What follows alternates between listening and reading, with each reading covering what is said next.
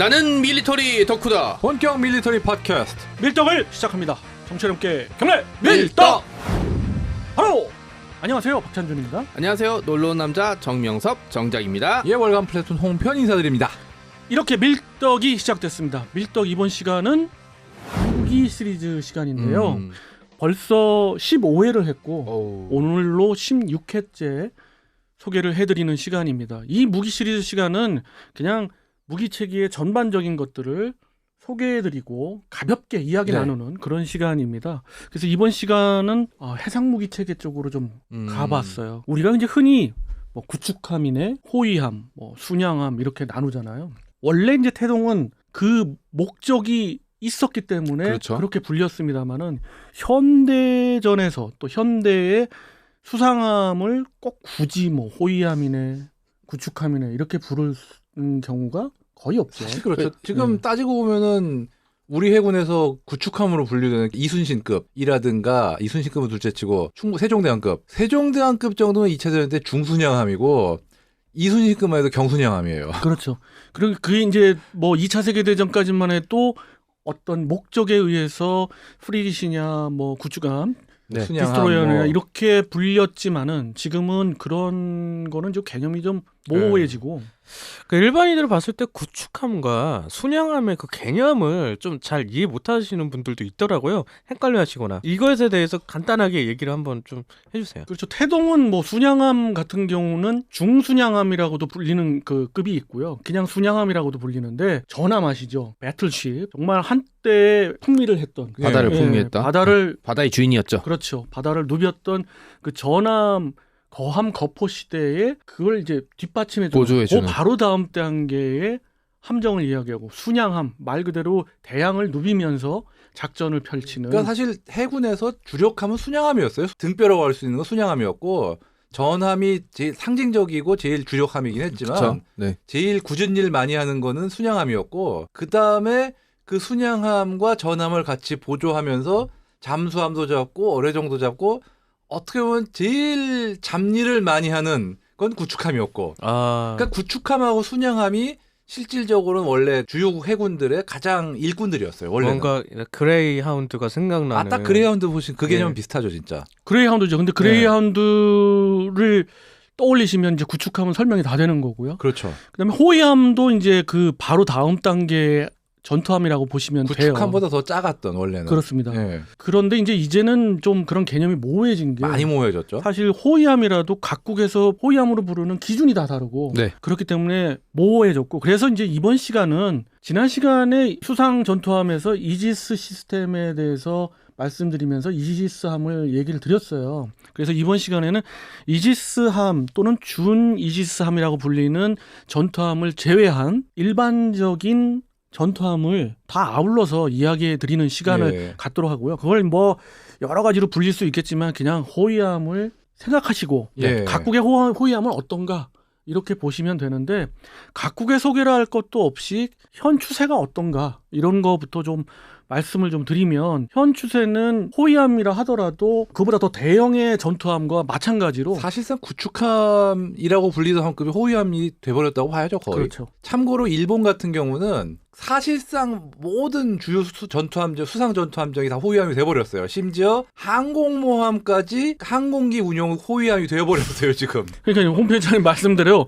그런 부분이 있기 때문에 이런 부분을 호위함이라고 이제 칭하라기보다는 이지스함도 호위함이고. 그래서 결국은 배수량으로 따졌을 때 경하 배수량 한 1,500톤급부터 한 어떻게 보면 제 가장 위 단계의 6,000톤 내지 7,000톤까지의 전투함들을 이지스 시스템을 갖추지 않은 그런 전투함만 모아서 이번 시간을 설명을 좀 드리고 또 소개해드리는 시간으로 갖도록 하겠습니다. 무엇보다도 이런 전투함에 있어서는 배를 일단 잘 만들어요. 함정 자체의 설계가 뛰어나야 되고 각종의 그 전투 시스템 자체도 훌륭해야 되고. 그렇죠. 이런 측면에서 봤을 때 뭐 중동 지역 국가들이 좀 노리는 그런 전투함이 있고 동남아 국가들이 소요를 제기하는 전투함이 있는데 여기에 동남아 국가에서 중국 함정, 전투함정에 뒤어가지고 대한민국의 전투함을 상당히 갖고 싶어하는 내심 갖고 싶어하는 나라들이 주로 동남아 국가들이고요. 중국의 함정 카드에 걸린 나라들이 꽤 함정 되죠. 카드의 함정에 걸려서 러시아제 무기가 사후 지원이 잘 안 된다. 미제는 비싸다.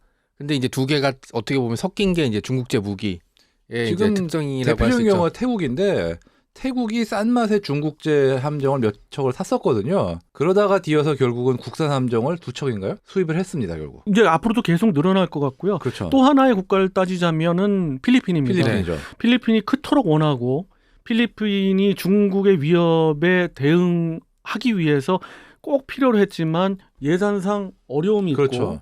또 유럽의 그 선진 시스템의 전투함을 받기에는 너무 예산이 비싸고. 모자라고 네. 포항급을 우리가 이제 줬는데 거기는 이제 그 어떻게 보면 우리가 선물로 준 거죠. 그렇죠. 그렇죠. 실질적으로 신형 전투함을 팔기 위한 그런 어떤 전략이었던 1+1. 근데 너무너무 좋아하던데요, 필리핀은? 아유, 그럼요. 이게 일단 포항급 정도만 해도 워낙 그 나라에 쓸만한 함정이 적다 보니까 포항급만 해도 나름 감지덕지인데 그거와 함께라고 해도 좋을 정도로 이게 신형 국산 함정, 우리 대구급 호위함 베이스 그렇죠. 설계죠. 호세 라자람이라고. 그렇죠. 호세 라잘. 네. 이거는 어째 최소한 수직 발사기 꽂아서 대공 미사일 쏠 수 있는 자리는 비워놨거든요. 그렇죠. 그런 배가 없어요. 필리핀 해군에 그런 배가 없어요 아직까지. 필리핀은 얼마나 이 전투함에 대해서 자랑스러워하냐면 바로 그 연합훈련과 또 환태평양 그 림팩 훈련에 네. 바로 그냥 배치되자마자 그냥 바로 파견을 보내서 호세 라잘이라는 이름이 이제 뭐 잘 모르시는 분이 많겠지만 필리핀의 독립운동가로서 굉장히 그렇죠. 네임드급 인물이라 네. 우리로 치면은 이순신급 이름 붙인 거랑 사실 다를 바가 없거든요. 그렇죠. 네. 당연히 각국의 이제 주력함들 또 자기가 내세워야 될 대표 전투함에서는 그런 그렇죠. 한 명을 붙이는데 뭐 이건 당연한 거고요. 뭐 몇 필리핀 년 입장에서는. 전까지만 해도 필리핀의 가장 큰 함정이 2차 대전 때 만든 미제 함정 이 정도로 열악했던 환경이었기 때문에 새로 건조하고 대공 미사일을 달 수도 있는, 지금은 안 달렸지만 그 정도로 최신 설계 함정이 왔다는 자체가 굉장히 그 사람들한테 자부심이 큰 거예요. 난 필리핀 해군 중에서도 엘리트만 타겠네요, 그러면. 그렇겠죠. 아, 그럼요. 최고 수준의 수병들이 이제 승함을 하고요. 아마 거기 타는 게 일종의 성골, 별다는 코스. 진골. 네. 예, 그렇죠. 뭐 거기에 이제 함장이 그렇죠. 되는 것이 예. 이제 그 엘리트 코스인 거죠. 그렇죠. 이 필리핀을 위시한 태국, 아까 말씀 주셨던 태국, 뭐 인도네시아, 말레이시아 이런 국가들은 해군력을 기르긴 길러야 될 텐데 계속 말씀드린 대로 유럽의 전투함을 도입하기에는 좀 버거운 국가들이 있습니다. 싱가포르나 뭐 말레이시아까지는 가능할 것 그렇죠. 같아요. 근데 그 그쪽은 돈이 좀 있으니까. 네, 그 외 국가들은 좀 그러기에는 예산이 모자르니까 대한민국 조선소에서 건조한 그런 전투함들을 굉장히 원하고 있고요. 이렇게 된 이유가 원래 사실은 더 싼 게 있었죠. 바로 중국의 전투함들인데 그렇죠. 중국의 이제 그 호위함급으로 이야기될 수 있는 그런 전투함들은 여러 가지 부분에 있어서 문제가 있지만 가장 심한 부분은 바로 추진기관에 문제가 있어요. 역시. 가다가 서. 그냥 서. 그러니까 이게 문제가 있고 그리고 이제 내구성. 항공기에서도 엔진이 문제였듯 그렇죠. 자체 중국산 그 엔진이 문제가 있고 이거에 대한 뭐 베스트 회사들 예를 들어 롤스로이스랄지 그런 그 GE랄지 이런 회사들의 그 엔진들은 추진기관의 엔진들은 수입을 할 수가 없으니까 그렇죠. 중국에서는. 규제 때문에. 근데 사실은 굉장히 비밀리에 하도 안 되니까 자국산도 안 되니까 엄청 돈이 많아서 그냥 팍팍 찍어대지만 자국산도 안 되기 때문에 그 추진기관을 롤스로이스 거를 몰래. 민수용으로 들여온다고 해놓고선 그렇죠. 쓰는. 그거 아시네. 예. 우리가 달 거야. 종종 네. 있는 경우에요, 사실은. 그렇게 거기다가 탐법을 쓰고 있죠. 사실 중국이랑 이제 동남아 국가들의 이제 영역 그 해역 분쟁이 계속 심해지고 있는 상태이기 때문에. 그렇죠. 이제 도련성 같은 부분이 네. 그런 근데 거죠. 중국 해군이 쳐들어왔는데 중국 함정을 가지고 싸는 건 이게 또 다른 함정 카드가 발동되는 거거든요. 함정 때문에 또 함정 카드. 아, 이거 왜 이래, 이거. 네. 그래서 우리나라의 건조 기술은 세계 1급 수준이고요. 그렇죠. 이렇기 때문에 추진기관도 서방 쪽이 워낙 그 성능 차이가 우월하고 그리고 관련되는 전투 시스템들을 전부 국산화하고 있잖아요. 네, 네. 지금. 그리고 광개토함급부터 계속해서 업그레이드를 하고 있는 상황까지 갔다면은 이것은 뭐 동남아 국가에서는 굉장히 청신호로 받아들여지는데 우리가 여기서 이제 조금 이제 쩐을 높여야죠. 그렇죠. 높이 부르고 있고 이런 것이 지금 현재 추세입니다. 6,000톤급에서 1,500톤급까지 현재 그 외의 국가들 예를 들어서 미 해군 같은 경우는 관심이 없는 거죠. 전부 대양 작전을 해야 되기 때문에 호위함이라고 들여온 컨스텔레이션조차도 7,000톤에서 7,000톤급이니 그 부분은 이제 그 홍 편집장님께서 전에 했었죠. 전에 했기 때문에 그 부분을 제외하고 이제 얘기를 드리는 거예요. 조금 다운됐던 거죠. 이지스 시스템까지 박혀 있으니 심지어 호위함인데. 그렇습니다. 그래서 그 이지스 시스템이 아닌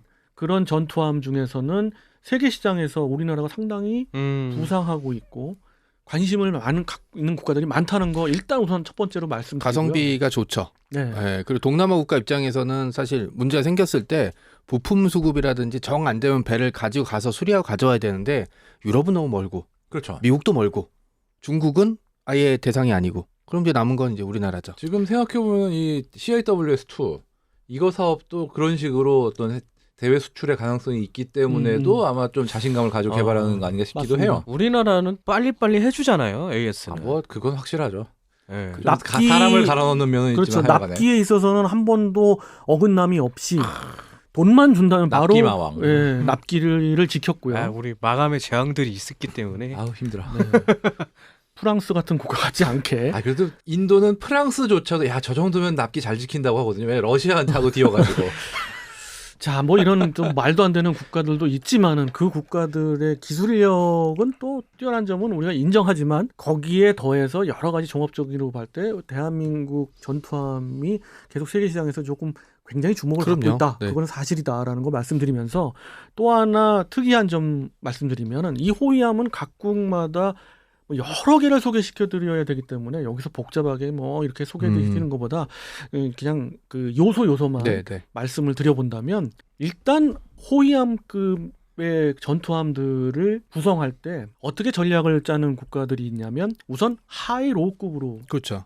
그렇게 가는 국가들이 있어요. 대표적인 게 중국의 인민해방군의 해군이죠. 아유, 거긴 도대체 몇 종류예요? 그래서 종류도 많지만 크게 나눠서 하이급 3,000톤, 4,000톤까지 가는 4,000톤급대가 많죠. 4,000톤급대의 전투함들과 2,000톤급대의 전투함으로 하이로우 믹스로 가는데 네. 하이급이 훨씬 좀 척수가 많아요. 지금 현재 건조돼서 실전 배치된 것만 32척이고 로우급은 10몇 척 정도. 그래서 한 50척 가까이 내지는 50척을 상회하는 수준이 많긴 많다. 그렇죠. 그 우리가 얘기하는 1,500톤에서 6,000톤급까지의 전투함이 되는 거고요. 그 나머지 국가들은 상당히 좀 작습니다. 규모도 작고 그렇고 더 이상 뭐 얘기할 것도 없지만 대부분의 국가가 3,000톤급을 굉장히 선호를 해요. 적당하니까요. 그렇습니다. 네. 그래서 대한민국 해군도 호위함 전력을 3,000톤급의 시리즈로 갖고 있죠. 그렇죠. 예. 그것이 대표적으로 여러 번에서 나왔던 인천급이랄지 대구급, 또 차기 배치 3급, 울산 배치 3급이 해당이 되고요. 배치 4까지 나옵니다. 그렇죠. 네. 승조는 한 몇 명 정도 탑승하나요? 승조는 우리나라를 기준으로 봤을 때 150명 정도고요. 대구급 같은 경우는 또 이제 인원이 더 줄었어요. 그래서 120명이고 이 추세는 다른 국가들은 승조원 규모를 줄이고 있는 추세인데 왜냐하면 자동화 시스템을 많이 하고 전투 시스템도 자동화할 수 있는 부분은 무조건 자동화하기 때문에 그런 부분이 있는데 오히려 미 해군은 거꾸로 갑니다. 알레이버크급이 사고가 많이 났잖아요. 그렇죠. 이게 아주 전통적인 그런 견시 병력, 경시를 할 수 있는 승조원 숫자도 모자른다라고 판단을 하는 거예요. 사실 미 해군이 최근에 인원 부족으로 인한 과로 피로가 굉장히 많이 났어요. 그 사고가. 과로 때문에 사고가 많이 났다. 이렇게 판단을 했거든요. 계속 바다 쳐다보고 있어야 되니까. 그렇죠. 그래서 오히려, 사람은 적고. 오히려 미 해군의 전투함에 있는 승조원 숫자는 늘리고 있는 추세고요. 그게 이제 대표적인 LCS에서 인원을 확 줄였다가 이제 엄청난 피로가 엄청난 피로가 나고 또 이게 문제가 이제 실제 전투에서 피격이 당하거나 사고가 났을 때 결국 그거를 수습하는 게 사람인데 사실 사람이 부족해져 버린 그런 문제가 생겨버릴 수 있거든요. 데미지 컨트롤이라는 게 무시 못하거든요. 그렇습니다. 그래서 여기서 중요한 거는 대한민국 해군의 근미래 또는 장기 그 미래 계획으로는 이것이 우리가 이제 고속정도 있고 미사일 고속정이 있고 그렇잖아요. 그렇죠. 고속 전투함이라고 이제 알려진 그 윤영호급도 있지만 이런 톤수가 작은 전투함을 여러 척 운영하는 거하고 3,000톤급 이상의 모든 그보다 더 큰 톤수의 모든 작전을 할 수 있는 규모만 작다 뿐이지 대공, 대함, 대지 모든 전투를 할 수 있는 대잠까지 할 수 있는 이런 수상 전투함을 배치하는 것이 훨씬 유리하다는 쪽의 의견이 지배적입니다. 그래서 실제로 지금 포항급에 해당하는 함종은 완전히 사라져 버렸고 어떻게 보면은 울산급은 확대된 셈이고 그렇죠. 고속함 전력은 많이 줄어든 거고요. 지금 차세대로 가면서. 그렇습니다. 예전 울산급은 지금 이제 4척만 운영하고 있고요. 곧 다 없어지겠죠. 그렇죠. 계속해서 울산급 배치원 다 됐고, 그러니까 이제 인천급이 다 배치가 됐고, 대구급이 이제 1번함은 완전히 이제 작전에 들어갔고요. 나머지 전투함들도 전부 지금 시험 운항 중에 있습니다. 총 8척을 건조할 건데 그 중에 7척이 지금 건조 중이고요. 그 번석 건조돼가지고 시험 운항 중인 전투함도 3척 이상이 있습니다. 그래서 이제 계속해서 2022년이 넘어가면 상당수의 그 배치2는 완성이 될 것 같아요. 예. 그래서 이런 그 인천급, 대구급 또 차기 배치3 우리가 기대하고 있는 네. 차기 배치3 울산급까지를 포함해서 우리나라의 해역 함대 3개 함대의 주력 전투함은 이 산첨통급 시리즈로 갈 것 같고요. 예. 이것은 강력합니다. 무장 뭐 여러 면에서 강력하고 뭐 나중에 거기에 딸린 무기 체계들도 소개하는 시간이 있겠습니다만은 해룡, 해성 뭐 여러 가지 미사일 체계랄까 여러 체계들이 또 기만기랄까 어뢰 시스템도 완전히 바뀌었고요. 그리고 수직 발사대 뭐 얘기할 게 너무 많습니다만은 아무튼 중요한 거는 이 수상 정투함이 강력한 전력이 됐다라는 것. 대한민국 해군 우리가 항상 봐서 그렇지 2차 대전 이후에 이렇게 본격화된 해군을 건조한 이제 해군 경쟁에 뛰어든 국가 중에 이렇게 급속도로 발전한 국가는 정말 손에 꼽을 정도예요. 20년 전만 해도 2차 대전 때 쓰던 구축함이 왔다 갔다 하던 해군이 지금 이렇게 돼버렸으니 말이죠. 우리나라로 보면은 동해와 서해가 나눠져 있잖아요. 그렇죠. 전력으로 봤을 때 어디가 좀 더 괜찮나요? 배수량으로 봤을 때는 동해에 있는 일함대가 가장 큽니다. 그 규모가 크고 그건 왜냐하면 동해라는 특성상 좀 큰 전투함이 많이 배치돼야 되고요. 아무튼 바다가 넓으니까 넓고 수심도 깊고요. 근데 그거에 비해서 이제 서해는 좀 얇고 그렇기 때문에 그렇지만 서해는 대신 함정의 척수가 굉장히 많습니다. 그 다른 1함대에 비해서 2함대는 그런 거고 3함대는 전에도 한번 설명드렸습니다만 좀 긴 미래로 봤을 때는 우리나라 해양경찰의 임무를 이관해도 될 정도로 3함대는 전력이 좀 줄어들고 있긴 하지만 합니다. 배 가격으로 보면은 7기동 전단이 최강이죠. 그거는 이제 좀 다른 얘기고요. 그렇죠.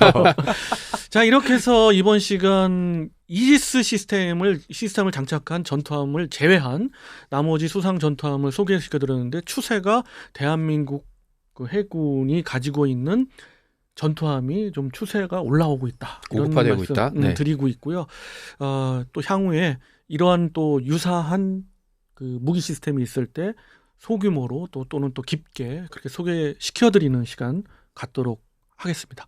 이번 시간 이것으로 마치겠고요. 다음 시간은 또 다른 무기 시리즈로 만나 뵙도록 하겠습니다. 청취자 여러분께 경례 밀떡!